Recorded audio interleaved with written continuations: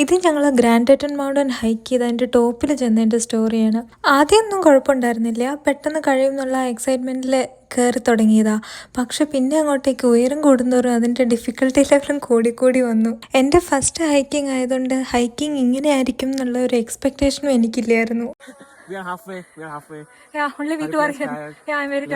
കുറെ കയറിയിട്ട് ഈ മൗണ്ടിന്റെ ടോപ്പ് എന്താ എത്താത്തെന്നായിരുന്നു ഞാൻ വിചാരിച്ചോണ്ടിരുന്നത്. നല്ല വെയിലുണ്ടായിരുന്നു, ഞങ്ങളുടെ കയ്യിലെ വെള്ളവും തീരാറായിരുന്നു. ഹൈക്കിന്ന് മടുക്കുമ്പോൾ ഇരിക്കുമ്പോൾ വീഡിയോ എടുക്കുന്നതാ നല്ല ബുദ്ധിമുട്ട്.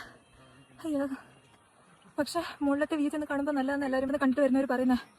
നമുക്ക് എങ്ങനെ ഉണ്ടാവും എന്ന് ഞാൻ ശരിക്കും മടുത്തു. പക്ഷേ ഇവിടുന്നുള്ള വ്യൂ അടിപൊളി.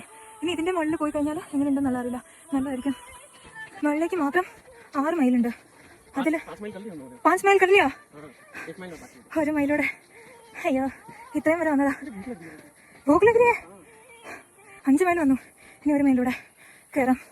അവർ പറഞ്ഞേ ഈ 1 മൈൽ നല്ല ഡിഫിക്കൽട്ടാണ്, സൂക്ഷിച്ച് വേണം എന്ന് പറഞ്ഞേ.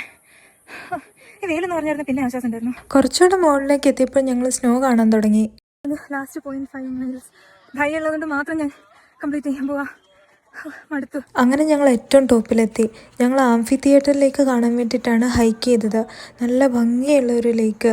ക്യാമറയിൽ വീഡിയോ എടുത്താലും ആ നേരിട്ട് കാണുന്ന ഭംഗി അറിയാൻ പറ്റില്ല.